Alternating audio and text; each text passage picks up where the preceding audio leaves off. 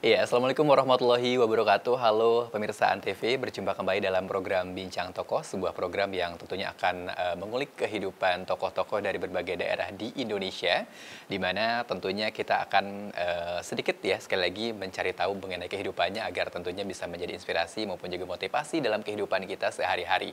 Dan tentunya dalam episode Bincang Tokoh kali ini kita kedatangan bintang tamu yang luar biasa yang sudah ada di samping saya. Tentunya ini merupakan seorang perempuan yang punya talenta luar biasa. Ini ada Mbak Atari Gauti Ardi yang merupakan anggota DPR RI dari Komisi 5 dari fraksi Partai Amanat Nasional, di mana beliau ini merupakan satu dari empat istilahnya itu perempuan ya yang menjadi anggota DPR dari daerah pemilihan Sumatera Barat, dan juga yang termuda sekarang umurnya 29 tahun, betul Mbak? Betul, Betul, betul, Uni. betul. Saya manggilnya Uni Saya mungkin ya. 17 tahun. Oh, 17 tahun, Ya. lebih 10 kali ya. Iya, benar. Berarti saya manggilnya lebihnya Uni aja. Uni aja. Oke, Uni gimana kabarnya? Sehat? Mungkin boleh sedikit disapa untuk pemirsa Antv terutama yang berada di daerah Sumatera Barat seperti itu, dan boleh cerita sedikit mengenai biodata Uni lah seperti itu. Oke, saya sapa dulu. Assalamualaikum warahmatullahi wabarakatuh. Terima kasih Ya. nih sudah mampir Siap. ke sini ya. Saya Atari Gauti Ardi, biasa dipanggil Atari karena orang Padang. Yeah. Bagusnya dipanggil Uni aja. Panggil Uni aja, siap. Kalau Uni berarti kelahiran berapa nih ngomong-ngomong? 92. Tahun 92, berarti sekarang bener ya 27 tahun ya? 29. 29 maaf, 27 pas kepilihnya. Betul, betul. 27 saya lebih suka sebenarnya. 27 lebih suka ya. Nah ini Uni boleh cerita sedikit mungkin sebelum nanti ke perjalanan hidup Uni yang sekarang duduk menjadi anggota wakil rakyat ya, bukan hanya saja dari tingkat kabupaten atau juga provinsi, tapi udah bisa dikatakan nasional. Mungkin boleh cerita sedikit mengenai masa kecil Uni seperti apa gitu, mulai dari sekolah, dari keluarga seperti apa, dan tentunya mungkin sampai perjalanan bisa dikatakan perjalanan sekolah lah, menempuh pendidikan seperti itu nih. Jadi saya itu lahir di Kota Padang. Saya masih ingat nama rumah sakitnya, Rumah Sakit Restu Ibu itu Restu di Ibu. Kota Padang. Okay. Saya ingat sekali. Lalu saya besar waktu itu masih di Padang, sampai TK pun saya juga masih di Padang. Lalu SD itu saya merantau, ikut orang tua merantau ke Jakarta. Akhirnya waktu itu kehidupan masih sangat susah ya, dulu kita sekeluarga ikut merantau ke Jakarta, SD, SMP, SMA pun juga di Jakarta. Jadi most of my life itu sebenarnya di Jakarta. Jadi anak rantau. Jadi anak rantau. Kuliah saya lanjut di Australia waktu itu. Itu saat di Australia itu menurut saya itu yang paling berat ya. Karena sering homesick kan, tinggal sendiri. Siap. Hidup di keluarga Minang itu pasti rame. Nah, lalu kalau makan siang, makan malam itu pasti rame. Tiba-tiba merantau sendiri ke Australia itu cukup masa-masa yang berat itu sebenarnya. Jadi tambah kangen masakan nenek, kangen masakan ibu. Gitu. Di sana nggak ada masakan Padang di Australia? Tapi beda. Oh, tapi beda. Tangannya itu beda. Walaupun beda, ya. orang yang Padang yang masak di sana, tapi tangannya itu beda menurut beda. saya. Jadi tidak bisa istilahnya melepaskan kerinduan ya, tetap ya seperti itu ya. Makanan itu yang bikin paling rindu. Lalu setelah selesai kuliah, itu sebenarnya profesinya banyak yang saya jalanin, tapi coba akhirnya sampai sekarang jadi dipercayakan jadi wakil rakyat. Wakil rakyat. Berarti kalau misalkan Uni boleh cerita sedikit, berarti di Australia berapa tahun tuh untuk masa waktu itu kuliah atau 4 sekolah? tahun. 4 tahun ya di Australia ya, sebelum akhirnya balik lagi ke Indonesia. Baik. Nah kalau Uni sendiri mungkin terlahir kan ini dari keluarga politisi begitu ya. Ini mungkin dari berapa bersaudara begitu? Saya sekeluarga itu ada 6 bersaudara, perempuan semua. Perempuan semua? Perempuan wow. semua, Luar biasa. Alhamdulillah. Semua bundo-bundo kandung. Bundo-bundo. Jadi papa itu dulu paling ganteng. Iya pasti kalau ya. Sekarang udah ada saingannya. Iya, cucu-cucunya. Menantu-menantunya, betul. Lalu backgroundnya sebenarnya keluarga kami itu bukan hanya politik. Sebenarnya background kami itu adalah pengusaha. Dulunya. Papa itu merupakan seorang pengusaha yang di bidang bongkar muat gitu, berhubungan dengan laut lah, karena beliau kan juga kapten kapal dulunya kan. Jadi buka perusahaan di bidang perlautan, perkapalan, lalu beliau di terakhir-terakhir itu dapat panggilan lah, ingin membangun kampungnya gitu. Jadi akhirnya makanya beliau berbanting setir ke politik. Ke politik. Kita pun anak-anaknya sebenarnya dididiknya juga jadinya pengusaha. Beliau nggak ada harapan, nggak berharap lah anaknya akan ngikutin jadi politisi, karena beliau ya terserah kalian mau jadi apa gitu. Lalu kalau saya setelah lulus kuliah lanjut kerja di bantu perusahaan keluarga, tapi nggak langsung, nggak kayak anak-anak lain yang apa kalau masuk perusahaan keluarga langsung jadi bos gitu, ada ya beberapa. Kalau saya nggak masuk perusahaan keluarga dulu dari bawah, dari waktu itu jadi di bidang keuangan, accounting dan juga administrasi dulu, jadi masih dari bawah pelan-pelan, lalu saya mungkin karena idola saya itu papa atau ayah, jadi saya tiba-tiba merasa oke, saya ingin meneruskan perjuangan beliau. Akhirnya saya berbicara dengan beliau, ya udah kata beliau, yakin kamu mau masuk politik gitu. Perempuan di politik itu karena pandangannya kan orang-orang lama ya, perempuan di politik itu luar biasa loh ininya, kata dia gitu. Kamu harus juggling antara, karena kita orang Minang itu kan pasti perempuannya melekat di rumah. Kita bagaimanapun juga kita kan adat becandi syara becandi kitabullah. Yang namanya perempuan seorang istri pasti tugas utamanya adalah suaminya. Dan itu melekat sekali di keluarga kami terutama ya. Lalu papa bilang, kamu suami bagaimana ini? Saya bilang bismillah. Suami juga mendukung. Akhirnya oke lah. Kita akhirnya waktu itu bergabung di Partai Amanat Nasional waktu itu gitu. Walaupun sebelumnya papa itu di P3. Betul. Tapi akhirnya saya bergabung, tertariknya itu saat di PAN. Di PAN seperti itu ya, baik. Nah, kalau misalkan berbicara mengenai soal Uni nih yang tertarik menjadi dunia politik, mengikuti jejak ayah, tapi sebelumnya di keluarga, di saudara-saudara ada juga yang ikut politik kah? Enggak ada sama sekali. Berarti cuma Uni doang satu-satunya. Yang nekat ya satu-satunya ya. Baik. Padahal posisinya pada saat itu mungkin sudah nyaman bekerja di perusahaan keluarga, posisi juga bisa dikatakan saya sempat baca profil, sempat jadi direktur juga begitu ya. Akhirnya bertahun-tahun baru akhirnya melalui tahapan-tahapan tes-tes gitu, terus membuktikan bahwa oke, kita bisa untuk menjadi memimpin perusahaan, akhirnya baru dipercaya jadi direktur gitu. Tapi pada akhirnya tetap memutuskan untuk memilih politik seperti itu ya, atau mengikuti jejak politik ayah begitu. Baik. Nah, untuk pemirsa TV nanti kita akan coba kulik ya bagaimana perjalanan Uni Atari ini tentunya untuk masuk ke dalam dunia politik. Pada saat itu umurnya juga masih sangat muda sekali ya, 22 tahun ya. Nanti kita akan coba tentunya untuk ngobrol lagi. Jadi untuk pemirsa TV jangan kemana-mana, tentunya tetap di program Bincang Tokoh. Kami akan kembali lagi setelah ini.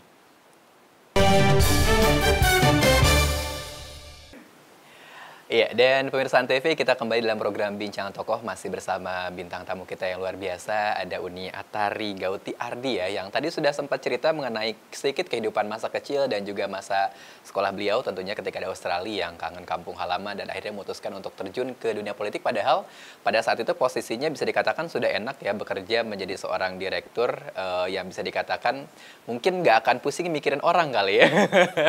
Nah, tiba-tiba memutuskan akhirnya untuk menjadi seorang politikus di mana mengikuti jejak sang ayah. Nah, mungkin Uni boleh cerita sedikit ini pada awalnya ketika ingin masuk ke dalam dunia politik itu selain mengikuti jejak ayah, itu bisa dikatakan bagaimana perjalanan awalnya gitu di umur 22 tahun kan pada saat itu. Nah, itu seperti apa begitu? Jadi kalau pas saat umur 22 tahun itu sempat mencaleg juga dulu sebenarnya, tapi itu tuh nggak serius karena waktu itu awal-awal masih kerja di perusahaan, jadi masih ambisinya tuh masih bagaimana saya bisa berhasil di bidang ini gitu. Jadi selesaikan dulu yang ini gitu. Tapi waktu itu papa menawarkan ayo gabung aja gitu, meramaikan perempuan harus ikut meramaikan. Kita oke aja. Waktu umur 22 tahun itu 2014 berarti ya? Iya, 2014. Itu cuma turun sekali 2 kali. Jadi waktu itu belum tertarik lah begitu. Apalagi waktu itu masih muda banget, pandangannya masih politik itu rumit buat orang-orang tua. Mikirnya gitu waktu itu. Lalu akhirnya waktu berjalan 2018 tiba-tiba saya merasa kok saat saya bekerja kok udah bukan di sini. Oke. Keinginannya, panggilannya rasanya bukan di sini.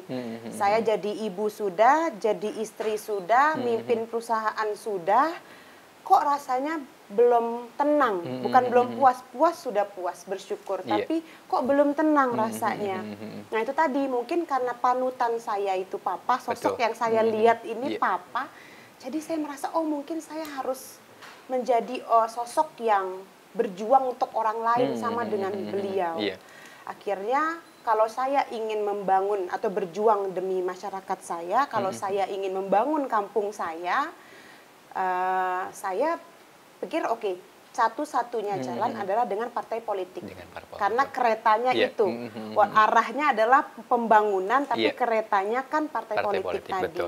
Awalnya saya ragu apakah ke partai yang dulu itu, Papa bilang, oke, kalau nggak di situ mau coba, ini ada partai satu lagi. Akhirnya ketemu dengan Pak Zulkifli Hasan, Ketua Umum waktu itu, dan Mas Edi Suparno. Ketemu dengan sekjennya dulu, Mas Edi, di situ.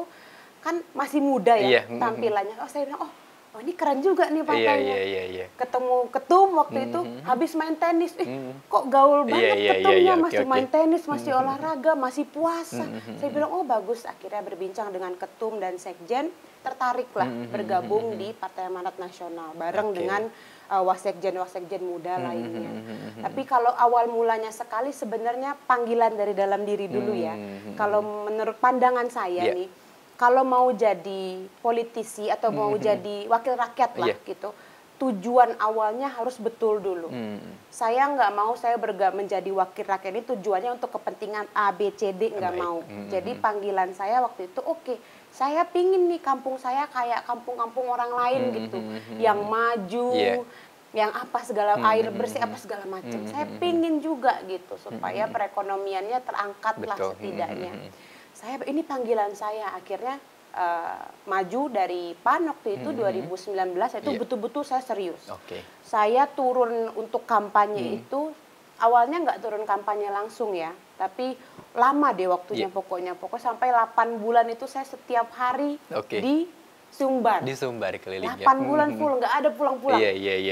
Jadi itu tadi balik lagi awalnya itu tujuan saya dulu yang saya benahi. Jadi supaya nggak asal-asalan dan supaya tadi kan kelihatannya berat ya. Untuk memperjuangkan 300.000 gitu, 300.000 orang atau sampai jutaan orang, 1,5 juta orang. Kalau niatnya dari awal sudah tepat, sudah lurus lillahi ta'ala mau membangun dapilnya atau Sumbar, itu nggak berat sama sekali buat saya. Buat seorang perempuan yang harus juggling antara anak, suami, rumah, kantor, dan juga partai, dan juga rakyat gitu. Jadi alhamdulillah sih untuk saya nggak berat. Karena itu tadi lihat niatan dari awalnya itu sudah harus diluruskan dulu. Betul. Tapi pernah ada kepikiran gini nggak Uni? Di Sumatera Barat itu kan stigma perempuan untuk menjadi seorang wakil rakyat itu kan bisa dikatakan agak sedikit, dan baru 2019 kemarin ya ada 4 orang lolos dari Sumbar untuk jadi anggota DPR. Nah, ada nggak kira-kira kepikiran hal tersebut yang akhirnya membuat aku harus bisa nih gitu, seperti itu? Ada stigma seperti itu nggak mungkin yang bisa menjadi motivasi juga begitu? Malah stigma seperti itu bikin takut awalnya. Karena sebelumnya kan belum banyak nih perempuan dari Sumbar yang maju di DPR RI. Belum ada deh kayaknya malah. Lalu sempat takut, tapi yang menguatkan saya adalah kalau saya tulus turun ke masyarakat, pasti masyarakat lihat. Dan kalau memang saya menyerahkan kepada lillahi ta'ala kepada Allah. Kalau memang Allah akan berikan jalannya selama saya berikhtiar, nggak ada yang nggak mungkin. Baik. Kayak Pak Presiden, dari pengusaha di bawah. Betul. Bukan siapa-siapa, beliau udah tiba-tiba jadi presiden dalam waktu sekejap. Itu kan kalau bukan tangan Tuhan siapa lagi. Jadi ya itu tadi. Baik. Tapi kalau misalkan dari dari hal tersebut juga ada peran ayah mungkin yang bisa dikatakan mungkin memberikan motivasi atau mengenalkan kepada konstituen misalnya seperti itu? Waktu itu Papa kebetulan kampanye juga di Jakarta. Jadi kita nggak bisa kampanye bareng gitu. Saya turun sendiri. Cuma saya selalu harus kan turun pertama ke masyarakat itu deg-degan ngomong apa. Saya selalu brainstorming dengan Betul. beliau. Lalu saya juga bikin visi misi dengan beliau. Lalu saya ya itu tadi tukar pikiran gitu. Kira-kira ke depannya seperti apa, dan akhirnya untuk turun ke bawah saya punya cara-cara sendiri, itu juga berkat beliau. Anjuran saran-saran dari beliau. Siap. Tapi turun langsung sih enggak. Enggak. Karena waktunya tadi Waktunya beliau enggak. di Jakarta, Iya. saya di Sumbar. Baik. Tapi setidaknya Memang tapi orang ngiranya pasti papanya ikut ya, turun mungkin gitu. kan ada bisa dikatakan kan kalau Iya. misalkan ini sebenarnya ada ikut campur, tapi padahal Iya. enggak ya, cuman sekedar Enggak. bertukar pikiran, Enggak, mungkin cuman istilah diskusi lah seperti itu ya, Kak. Baik. Nah, lalu berbicara mengenai soal selama 8 bulan pengalaman keliling, apa yang dirasakan? Capek. Capek tapi Iya. nikmat luar biasa. Iya. Waktu itu saya selama 8 bulan itu setiap hari turun. Dari jam 9 pagi sampai jam 2 pagi. Wah, luar biasa. Karena medannya. Kalau dapil Jakarta, Iya. Jawa, dia nggak terlalu belah-belah bukit. Maksudnya areanya itu padat. Kalau Sumatera Barat enggak. Satu kabupaten aja luasnya luas sekali. Betul. Dari desa ke desa bisa 1 jam sendiri. Oke. Nah, jadi karena medannya yang cukup menantang, akhirnya setiap hari itu harus turun dari pagi sampai pagi lagi. Gitu. Itu aja jam 1 pagi kadang-kadang masyarakat masih minta ngobrol gitu. Oke. Gitu. Berarti emang dalam Dapil 1 juga itu ada berapa kabupaten waktu itu ya, Mbak? 11. 11, luar biasa. 11 kabupaten 11 dikelilingin. kabupaten kota. Tapi yang saya berani turun cuma 9. Cuma 9. Yang 2 lagi sulit yang 2 lagi medannya. saya capek. Saya tiap hari itu udah bagi-bagi jadwal. Iya. Yang mana saya bisa turun, saya turun. Baik. Realistis juga, nggak mungkin semuanya Iya, saya turun. bener. Tapi yang terpenting adalah niatnya sudah tulus Betul. begitu ya, nih ya. Baik dah, luar biasa sekali nih pemirsa Antv ya. Jadi semakin kesini obrolannya sudah semakin seru bersama Uni. Dan tentunya jangan kemana-mana, tentunya masih tetap di program Bincang Tokoh. Nanti kita akan kembali setelah pariwara berikut ini. Ya, baik pemirsa Antv, masih kembali di program Bincang Tokoh, tentunya masih bersama dengan Mbak Ateri Gauti Ardi yang sekali lagi merupakan anggota DPR RI dari fraksi Partai PAN, anggota Komisi 5 seperti itu, dan juga merupakan kalau saya sempat baca merupakan Wasekjen PAN ya begitu ya, Betul, kurang lebih masih muda Wasekjen, Ah, luar biasa. Alhamdulillah. Baik, nah Uni boleh cerita sedikit mengenai apa ya bisa dikatakan pengalaman atau katakanlah kiat dan juga mungkin strategi ketika Uni kan masuk ke Pileg 2019 seperti itu. Ini bisa diceritakan sedikit mungkin ada kiat atau strategi apa yang bisa membuat Uni sampai sekarang ini ada di posisi ini begitu? Oke, yang pertama itu pasti time management. Jadi harus ditentukan titik-titiknya di mana mau turun itu, ditentukan dulu titiknya mau di mana, diatur itu semua. Lalu yang pasti saya itu waktu saya turun saya nggak pernah jual janji. Baik. Saya nggak pernah bilang, oh saya mau ngasih ini, saya mau ngasih itu, gitu. Itu nggak pernah. Tapi saya selalu mengedukasi masyarakat. Oh, DPR itu ini loh tugas-tugasnya. Bahkan masyarakat itu saat saya turun, saya tanya tugas DPR tahu nggak Bu? Nggak tahu. Kebanyakan enggak. Nggak tahu. Nah, lalu tugasnya menteri tahu nggak Bu? Nggak tahu gitu. Jadi ya itu saya mengedukasi. Lalu sering tanya jawab diskusi dengan masyarakat. Jadi yang penting turun aja sih, karena banyak setiap saya turun saya tanya, udah pernah ketemu anggota dewan belum sebelum saya? Nggak pernah. Pernah ketemu siapa? Tim. Oke. Nah, waktu itu saya mau turun langsung pokoknya. Saya bisa akhirnya turun langsung ke masyarakat waktu itu. Jadi sebenarnya itu sih melakukan pendekatan yang lebih kepada masyarakat. Masyarakat tuh mengerti kok. Cuma mereka juga perlu edukasi dari kita-kita yang di pusat ini. Gitu. Ada kepuasan tersendiri ketika bertemu dengan masyarakat? Oh iya, mungkin? iya. Apalagi setelah duduk gitu kan, saya turun ketemu mereka lagi, itu mereka sampai nangis-nangis itu ketemu saya. Oh, Ibu keturun lagi ya, gitu. Akhirnya biasanya saya milih orang udah nggak pernah ketemu lagi, kata dia. Tapi ya itu kepuasannya adalah saat kita turun ke masyarakat dan melihat bahwa menampung aspirasi mereka gitu, dan mereka itu didengar aja udah senang gitu, apalagi kalau mereka sampai tahu kita memperjuangkan suara mereka ke pusat gitu, itu menjadi kepuasan tersendiri buat saya. Ada pengalaman yang sampai sekarang diingat Uni mungkin kira-kira ketika bertemu konstituen ya atau mungkin bertemu masyarakat seperti itu yang mungkin sampai sekarang tuh masih dikenang gitu atau nggak terlupakan gitu? Banyak. Kalau sebelum turun sih kebanyakan mereka cuma ini ya mintanya foto-foto gitu aja karena waktu itu kan belum jadi anggota DPR-nya gitu. Jadi mereka masih melihatnya sebagai caleg. Kalau setelah menjadi anggota dewan itu malah lebih seru lagi pengalamannya. Kenapa? Karena program sudah berjalan, mereka sudah merasakan aspirasinya kita perjuangkan gitu ya. Waktu itu saya pernah bawa program program dari salah satu mitra saya, itu si penerima bantuan lari ke saya. Saya turun mobil, dia lari, ibu-ibu loh, dia lari. Saya pikir, aduh, kenapa ini gitu kan? Saya mau masa mau diserang sih gitu. Saya udah mikirnya udah itu. Tapi lalu dia langsung peluk saya. Dia langsung peluk saya, dia nangis. Di pelukan saya itu dia nangis bahwa dia bilang, ibu akhirnya saya bertahun-tahun, aduh kok saya ceritain itu suka sedih. Saya bertahun-tahun hidup cuma beratap sama langsung tanah. Lalu tiba-tiba sekarang saya merasakan bantuan dari pemerintah, rumah saya bisa jadi bagus. Saya nggak cuma tidur di tanah beralaskan tikar. Semua karena ibu. Nah itu yang menurut saya jadi semangat saya ya gitu. Jadi nggak berat lah. Karena sedih juga melihat saya sedih melihat masyarakat saya masih seperti itu. Masih tinggal, kebutuhan sandang, pangan, papan itu menjadi tanggung jawab dari kita pemerintah. Itu hak mereka yang paling esensial gitu, yang harusnya pemerintah bisa provide gitu ya. Pemerintah harus bisa memberikan itu karena itu hak utama mereka. Tapi ini mereka sampai bertahun-tahun nggak dapat hak itu.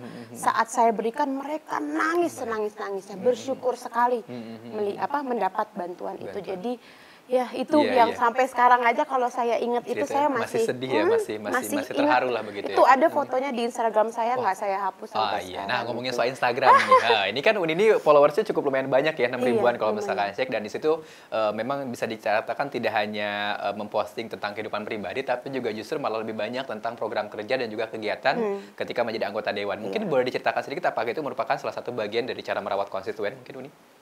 Kalau konstituen saya karena kadang internet aja belum masuk gitu ya di daerahnya. Jadi kalau saya membina konstituen adalah dengan saya setiap reses saya turun.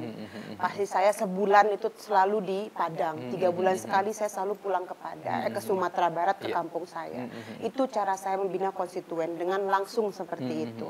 Kalau Instagram itu hanya untuk pelaporan. Jadi supaya masyarakat ini yang main-main handphone nih sekarang kan Facebook udah semua udah pakai. Itu untuk melaporkan kepada mereka bahwa saya bekerja setiap harinya, hari ini saya gini, hari ini saya gini gitu. Baik. Tapi tetap turun langsung ke lapangan adalah yang paling utama. Itu yang paling penting karena saat kita turun kita bisa langsung menjelaskan gitu. Di DPR itu balik lagi ya harus mengedukasi ya. Di DPR itu kita sedang memperjuangkan undang-undang ini. Yang masuk prolegnas undang-undangnya ini. Jadi hak masyarakat yang ini sedang kami perjuangkan di pusat. Lalu kita menjelaskan kenapa kan banyak yang protes kayak undang-undang kemarin Cipta Kerja yang sempat ramai ya. Itu saya sempat dapat protes dari rakyat luar biasa. Saya sampai dapat berita di Facebook ada yang foto ke saya. Tulisannya yang meloloskan undang-undang Cipta Kerja adalah disebut nama orang-orang Sumatera Barat. Anggota-anggota dewan termasuk saya. Itu yang DM saya nauzubillah banyak banget mencaci, maki, menuduh, tapi itu kan karena mereka tidak mengerti bagaimana prosesnya undang-undang itu sampai bisa terbentuk dan siapa yang menentukan undang-undang itu, yang menandatangani undang-undang itu siapa, yang mengusulkan undang-undang untuk masuk ke prolegnas, ke badan legislasi itu siapa, kan mereka tidak mengerti prosesnya itu. Jadi ya itu lumayan tuh pas Cipta Kerja, tapi itu turun kita jelaskan bahwa undang-undang itu seperti ini loh cara penyusunannya, prosesnya sampai akhirnya menjadi undang-undang itu tuh ada prosesnya, ada badan-badan yang melancang itu semua gitu. Nah itu harus turun. Betul. Berarti Uni setuju ya dengan kata-kata kalau misalkan seringkali orang protes tanpa melihat proses seperti itu? Gimana tuh? Netizen. Netizen Netizen karena pemahamannya mereka cuma sampai situ. Kita nggak bisa menyalahkan mereka juga gitu. Karena banyak sekarang, maaf ya, media-media yang nggak jelas gitu, tapi menganggapnya oh ini media terpercaya. Karena mereka disodorinya oleh hal itu masyarakat ini. Jadi kita nggak bisa salahkan juga. Justru tugas kita nih anggota dewan ini melakukan pengawasan ke bawah, menjelaskan kepada masyarakat ini yang sebenarnya terjadi. Bayangkan 575 anggota dewan, semuanya turun kan pasti jelas itu urusannya. Masyarakat juga pasti mengerti, nggak percaya lagi dengan media-media yang nggak jelas itu gitu. Karena kita nggak bisa kontrol itu. Facebook, Instagram, WhatsApp itu udah ada berita-berita palsu, memakai nama si ini, nama si itu. Oh, ini dari media ini, padahal bukan gitu. Jadi cukup repot juga ya untuk menangani hal tersebut ya, kalau misalkan banyak nyelari dari teknologi seperti itu. Cukup stressful ya menghadapi teknologi ini gitu. Iya, baik. Wah, ternyata semakin seru saja tentunya pemirsa Antv, tapi kita masih akan terus mengobrol. Kalau misalkan barusan sudah cerita sedikit mengenai perjalanan Uni nih menuju ke Senayan, nanti kita akan cerita perjuangan apa saja nih yang sudah dilakukan oleh Uni ketika menjadi anggota DPR. Dan jangan kemana-mana, tentunya kita akan kembali lagi setelah pariwara berikut ini.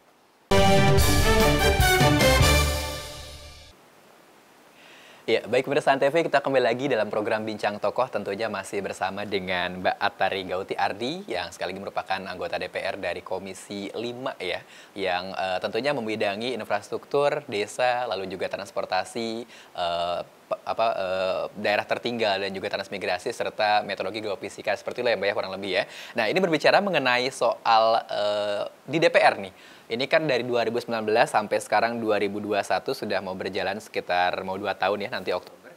Ini program-program apa saja yang tentunya sudah Uni lakukan di DPR untuk memperjuangkan Sumatera Barat gitu terutama seperti itu nih.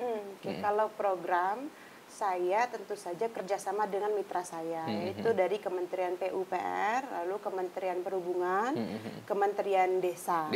Kebanyakan karena program itu kan adanya di kementerian. Betul. Kalau badan seperti BMKG, Basarnas, mereka tidak ada program, hanya menjalankan tugasnya mereka. Lalu kalau program tentu saja saya terfokus di pembangunan, di infrastruktur. Jadi banyak pembangunan terutama sekarang ini ya, itu banyak program dari Kementerian PUPR yang menyentuh langsung sebenarnya ke masyarakat.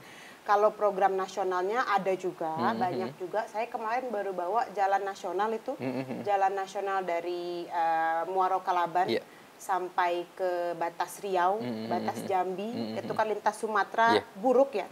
Bahkan teman saya kalau citranya itu adalah kalau di Jambi masih tidur, termasuk Sumatera Barat bangun karena jalanannya bolong-bolong. Akhirnya itu alhamdulillah saya perjuangkan bisa dibenahi itu sampai 80 miliar itu. Wah, luar biasa. Itu kemarin kita bawa ke Sumatera Barat ya untuk jalan. Kebanyakan itu program-program seperti itu tadi bantuan rumah swadaya, lalu juga jembatan-jembatan gantung, terus perbaikan-perbaikan jalan, air bersih juga termasuk kita bawa kemarin. Lalu irigasi untuk persawahan ya, karena masyarakat Sumatera Barat kan mayoritas itu petani betul, petani gitu. Jadi banyaklah kita bawa program-program yang mendukung perekonomian masyarakat di Sumatera Barat. Di Sumatera Barat seperti itu. Nah, mungkin untuk yang saat ini berjalan, kira-kira kan sempat kita sekarang lagi lagi istilahnya lagi pandemi juga, mungkin ada sedikit kesulitan kah ketika dananya jadi tiba-tiba nggak jadi turun padahal program sudah direncanakan seperti itu nih? Kalau dari PU sendiri memang agak ada pemotongan, tetapi untuk program alhamdulillah tetap berjalan. Yang program ke masyarakat. Jadi program itu semua direfocusing menjadi program padat karya. Nah, program padat karya ini dia menyentuh langsung bantuan langsung kepada masyarakat. Seperti bedah rumah tadi, itu langsung ke masyarakat, langsung ke penerima bantuan. Tidak melalui Pemda, enggak melalui apa-apa, enggak berbelit-belit gitu. Jadi langsung ke masyarakat. Dan juga program-program yang lainnya. Dan di program di bidang pembangunan ini kita banyak menggunakan sistem swadaya. Artinya dikerjakan oleh masyarakat itu sendiri. Nah, ini itu upah itu akan kembali ke tukang-tukang itu ke masyarakat tadi. Nah, itu untungnya bagusnya program dari Kementerian PUPR gitu. Makanya kan saya salut sekali ya dengan Pak Basuki ya, walaupun di tengah pandemik ini beliau Kementerian PUPR tetap program menyentuh ke masyarakat tetap berjalan. Tetap berjalan, baik. Mungkin ada sedikit cerita atau kisah yang menarik unik ketika memperjuangkan aspirasi Sumatera Barat di DPR yang sampai sekarang mungkin masih diingat, kira-kira pernah gontok-gontokan sesama anggota atau gimana gitu? Kalau sesama anggota sih enggak ya, Enggak ya? karena saya melihat teman-teman di Komisi 5 ini kita semua saling gontokan antara anggota enggak.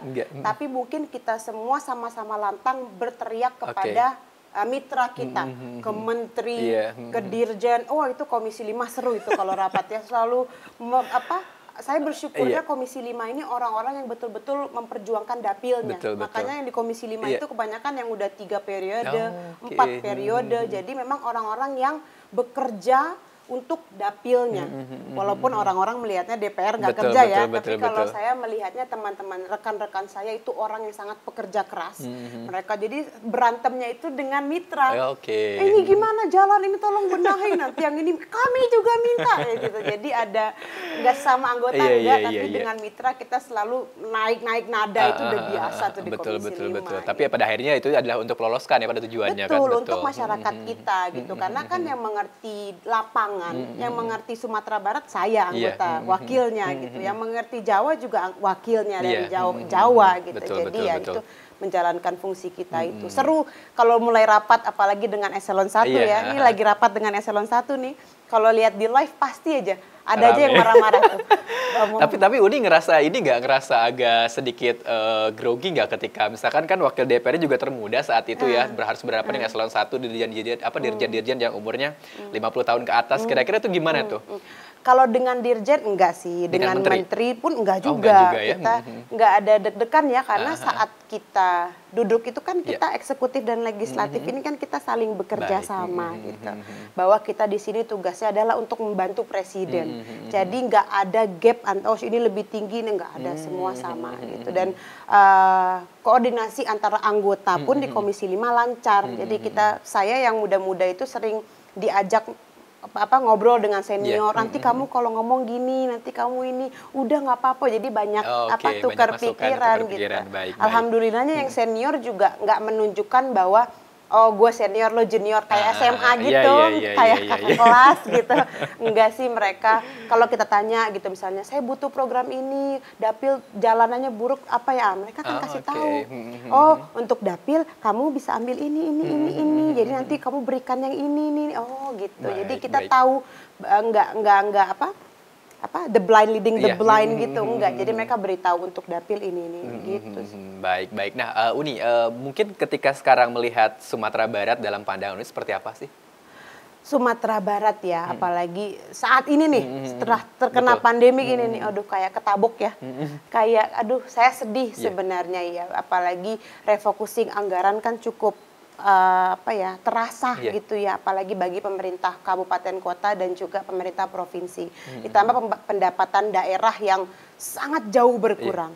Sumatera Barat kita banyak mengandalkan pariwisata. Ini sekarang COVID pandemik begini, orang nggak ada yang keluar rumah. Nah, lalu juga tapi kita untungnya masih ada ekspor komoditi yang keluar dari Sumatera Barat, ketolong itu aja. Tapi pemasukan kita yang utama kan sangat terasa ya, terdampak gitu oleh pandemi. Jadi ya memang untuk membenahi sekarang ini, membenahi Sumatera Barat, pekerjaannya menjadi ekstra, menjadi 2 kali lipat. Gitu. Ini tugasnya gubernur dan tugas-tugasnya kami, wakil Sumatera Barat. Baik. Wah, semakin seru sekali ya tentunya. Nah, berbicara mengenai soal Uni, ketika sekarang pariwisata Sumatera Barat terdampak pandemi seperti itu, yang paling terasa itu dari segi apa sih? Pariwisata dari perhotelan kah atau mungkin dari wisata? Saya juga kebetulan pengen banget ke Sumatera Barat tapi belum jadi-jadi karena keburu pandemi juga seperti itu. Nah, ini kalau misalkan melihat pariwisata di Sumatera Barat, kalau menurut pandangan Uni seperti apa nih Sumatera Barat ini? Yang kita itu kan masih cukup tradisional ya, maksudnya belum banyak pembangunan yang dilakukan untuk meningkatkan pariwisata di Sumatera Barat. Artinya kita masih levelnya level daerah lah begitu, belum semaju seperti di Mandalika, seperti di Kalimantan dan daerah lain gitu ya, yang sudah banyak daerah perhotelan Jawa, Bandung gitu. Nah, walaupun sebenarnya kita nggak kalah juga gitu. Sumatera Barat punya kawasan Mande Betul. yang nggak kalah dengan Raja Ampat Iya. gitu. Itu harus dicek itu Iya, kawasan siap. Mande itu Mande. nggak kalah dengan Raja Ampat. Tapi memang pembangunannya belum terarah gitu. Jadi akhirnya masih ini. Yang terdampak itu adalah penghasilan masyarakat lokalnya. Karena kalau dengan adanya turis masuk, Iya. mereka kan berdagang. Betul. Akhirnya nanti pendapatan daerah juga naik. Mereka juga mendapatkan penghasilan dari turis-turis yang masuk ini. Jadi itu kebanyakan yang terdampak itu UMKM, masyarakat yang berjualan, berdagang gitu di sekitaran situ. Termasuk juga pendapatan daerah di situ. Baik, emang terasa sekali untuk satu itu Sangat. Siap. Nah, baik, untuk Pemeriksaan TV nanti kita akan kembali lagi bersama dengan Mbak Atari, atau saya manggilnya Uni ya karena orang Padang. Uni aja. Uni aja katanya. Dan tentunya kita masih punya satu segmen, nanti kita akan berbicara mengenai soal peran perempuan ya, terutama dalam politik di Sumatera Barat. Jadi untuk Pemeriksaan TV jangan kemana-mana, kita akan kembali tentunya setelah pariwara berikut ini.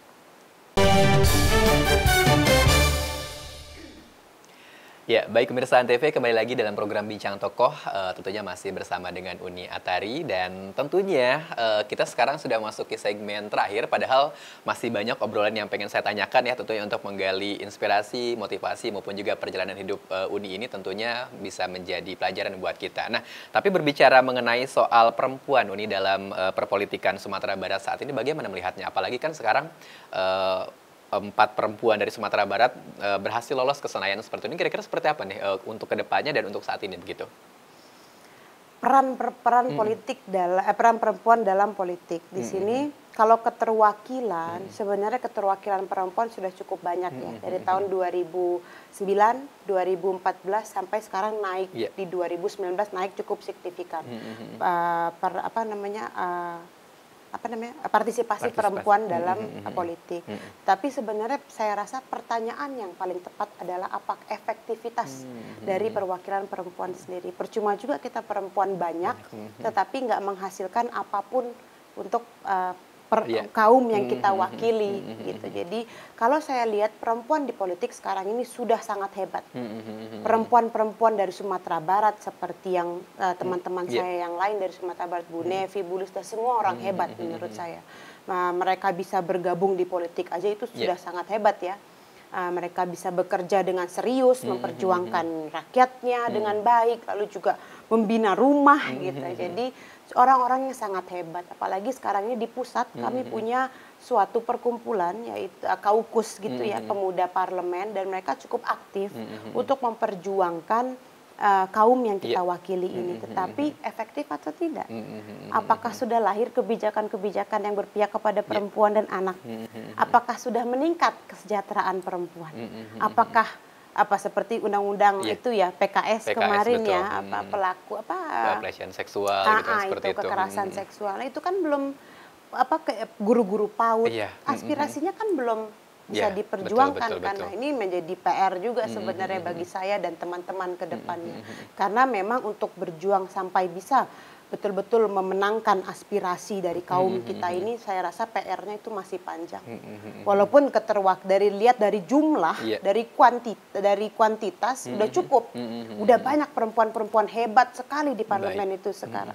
Tetapi dari kualitas itu harus dilihat lagi, apakah kita itu tadi sudah berhasil memperjuangkan aspirasi kaum kita atau belum? Nah, menurut Uni apa kira-kira yang menjadi hambatan perempuan untuk istilahnya itu tadi ya, untuk mengefektifkan aspirasi? Apakah karena dominannya laki-laki misalnya gitu kan di dalam ini, atau mungkin ada seperti apa gitu hambatannya kira-kira?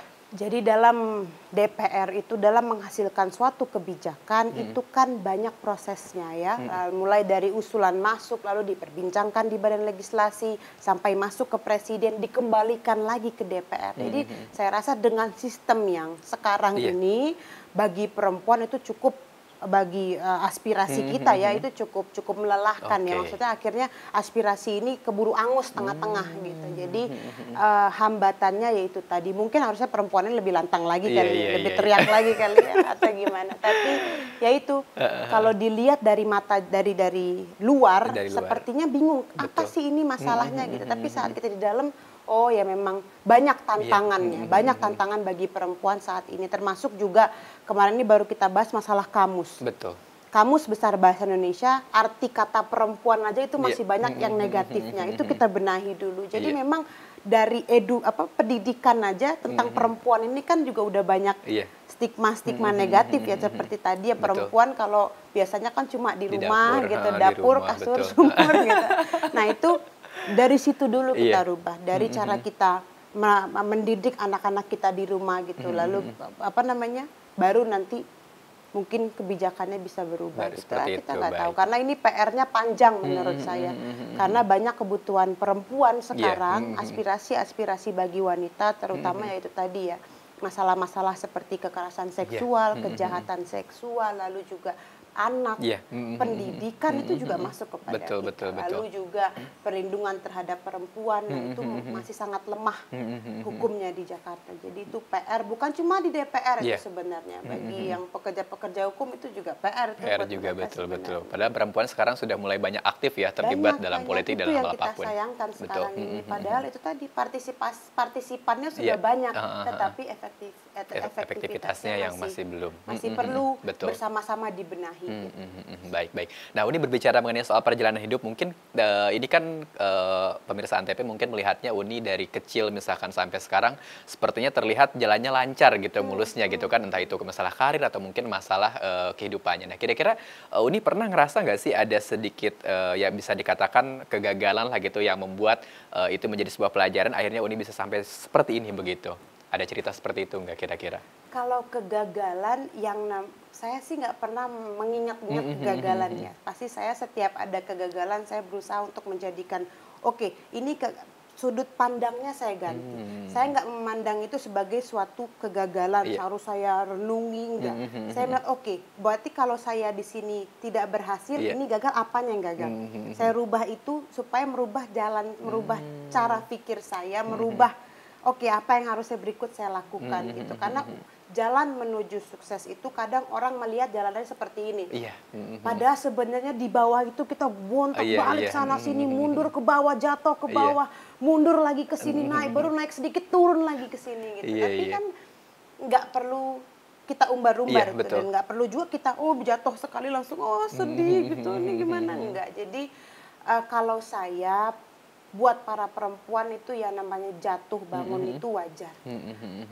Yang bukan masalah berapa kali kita ditinju, tetapi adalah lebih kepada berapa kali kita bangkit saat kita ditinju. Baik. Itu ada quotes-nya tuh kalau nggak salah. Ini kalau misalkan ngomongin soal prinsip nih, ini prinsip hidup apa yang sampai sekarang tuh dipegang teguh sama Uni nih sehingga ya itu tadi ya akhirnya ngebuat Uni tetap istilahnya berjuang dan istilahnya kuat lah dalam menjalani mungkin kehidupan sehari-harinya seperti itu. Kalau prinsip hidup balik lagi, saya berasal dari keluarga Minang. Minang itu adat bersandi syara, syara bersandi kitabullah. Artinya adat berasal dari syariah, syariah berasal dari kitab-kitab dan Rasulullah. Jadi kitab-kitab Allah dan juga Rasulullah. Jadi saya selalu apa yang saya lakukan di muka bumi ini, niat dulu yang diutamakan. Niat saya adalah ikhtiar. Niat saya lillahi ta'ala. Bismillah, saya mau berikhtiar di dalam hal ini, dalam bidang ini. Setelah kalau niatnya sudah lurus tadi, apapun pasti akan terasa ringan. Karena itu sudah Allah yang memegang kehendak. Itu Allah yang sudah yang ibaratnya kita naik mobil, yang mengendarai, yang nyetir tuh udah Allah. Jadi niatan tadi, percaya deh, kalau apapun yang dilakukan secara ikhlas, niatan karena Allah, ya pasti itu semuanya akan terasa ringan, gampang gitu ya, nggak ada perasaan beban di hati tuh nggak ada. Makanya mau sukses, kalau mau sukses kan tadi jalanannya berkelok-kelok, jatuh dulu, belok dulu, itu nggak akan terasa berat jadi beban gitu. Karena itu tadi saya jatuh ini jadi pelajaran, Allah berarti menunjukkan bukan ini pintunya. If one door closes, the other door is open gitu. Jadi ya itu tadi yang membuat saya melangkah lebih ringan itu karena saya yakin ada Tuhan di sisi saya, ada Tuhan yang mengontrol hidup saya, dan saya percayakan kepada Tuhan. Baik. Wah, luar biasa sekali ternyata pemirsa saya. Dan cocok untuk dakwah. Saya nanti undang kita ke Antv buat jadi ini siraman rohani.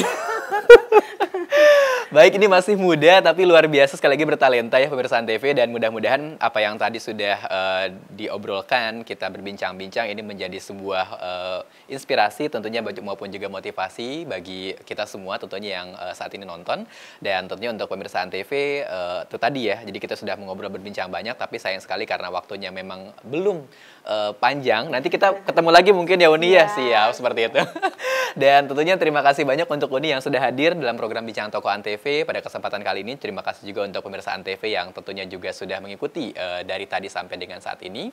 Dan sekali lagi jangan lupa untuk menyaksikan program Bincang Tokoh di Antv karena kita akan terus menghadirkan tokoh-tokoh yang luar biasa dari berbagai daerah di Indonesia. Dan sekali lagi terima kasih banyak untuk Uni. Kita berdua undur pamit. Saya MZ Ardiunata. Terima kasih banyak dan wassalamualaikum warahmatullahi wabarakatuh.